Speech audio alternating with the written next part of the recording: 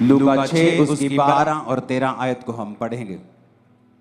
उसमें लिखा है कि उन दिनों में वह पहाड़ पर प्रार्थना करने के लिए गया और परमेश्वर से प्रार्थना करने में सारी रात बिताई। जब दिन हुआ तो उसने अपने चेलों को बुलाकर उनमें से 12 चुन लिए और उनको प्रेरित कहा।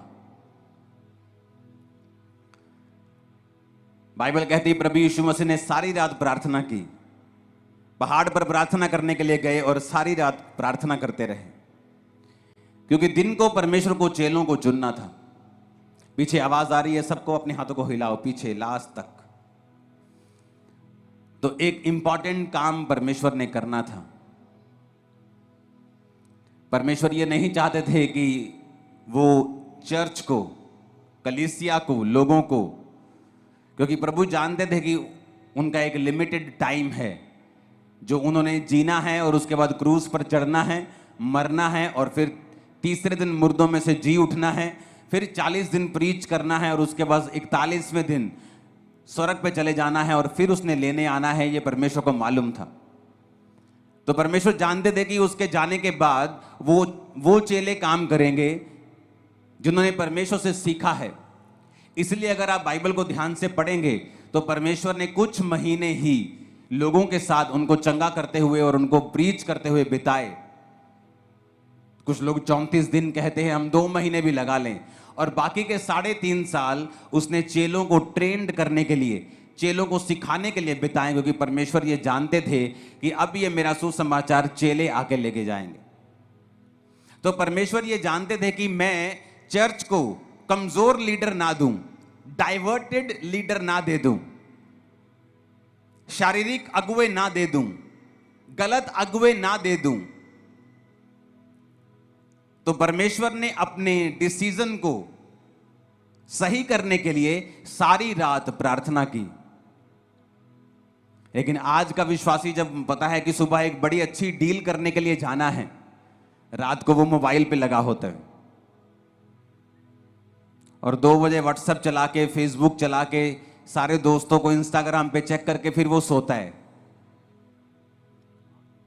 और फिर लाइफ में गलतियां करता है और फिर इल्जाम दूसरों पे डालता है, यार ये बंदा गलत मिल गया लाइफ में, यार मेरा पार्टनर गलत मिल गया, बिजनेस पार्टनर सही नहीं मिलिया मैनू, यार मैनू उन्हें धोखा दे दिता। जीसस जानते थे कि अपना फेलियर किसी के ऊपर डालने के बजाय ये अच्छा है कि मैं सारी रात परमेश्वर से प्रार्थना करूं और परमेश्वर से अगुवाई को मांगूं और अपने डिसीजंस के ऊपर परमेश्वर की अगुवाई को लूं, ताकि मैं कोई भी गलती ना करूं। हालांकि उन 12 चेलों में से एक व्यक्ति शैतान था, यहूदा इस्करियोती, लेकिन वो भी परमेश्वर की इच्छा के नीचे ही था कि उसका चेला ही उसे पकड़वाएगा, उसका प्रेम करने वाला, उसको चुंबन देने वाला, किस करने वाला चेला ही उसे पकड़वाएगा। लेकिन आज कितने विश्वासी हैं जो अपनी लाइफ के इंपॉर्टेंट डिसीजंस लेने हो तो वो प्रार्थना के साथ जाते हैं। आपके बच्चों को कौन से स्कूल में डालना है, ये प्रार्थना का विषय है। आपको किस जगह पर कैसे सेवकाई करनी है, प्रार्थना का विषय है। इस सेवकाई को करने से पहले, इस सेवकाई को शुरू करने से पहले मैं लंबी लंबी रातों प्रार्थनाओं में रहा हूं कि मुझे किस तरह से शुरुआत करनी है, कहां करनी है, मुझे कुछ मालूम नहीं था। बाइबल कहती है प्रार्थना छुटकारे को लेके आती है, लेकिन आज कितने विश्वासी हैं जो प्रार्थना करते हैं। अक्टूबर महीना एक बहुत स्पिरिचुअल महीना है और सबसे इंपॉर्टेंट महीनों में एक है आप लोगों के लिए। मैं आपको बता रहा हूं स्पिरिचुअली।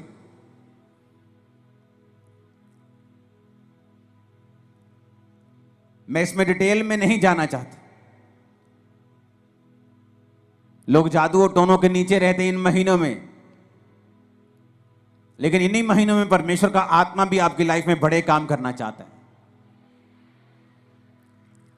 तो ये थर्सडे को, जो अभी थर्सडे आ रहा है, 2 दिन 3 दिन बाद, हम फुल नाइट प्रेयर करेंगे 8 बजे से लेके शाम के सुबह 4-5 बजे तक।